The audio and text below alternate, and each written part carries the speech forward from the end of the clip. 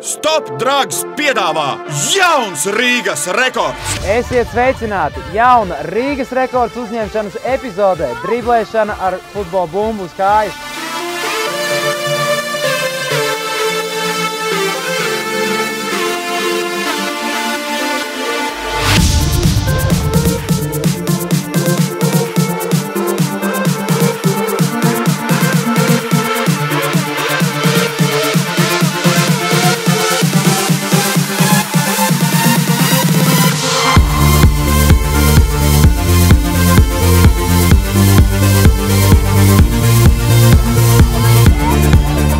Blakus stāv Rihards Pugačovs, kurš ir uzvarējis Driblā.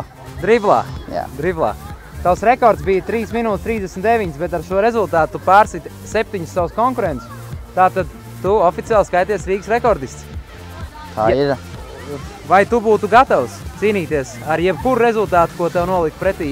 Jā, būtu. Tātad tu, skatītāji, ja arī tu vari driblēt un tu domā, ka tu vari vairāk kā viņš, izaicini.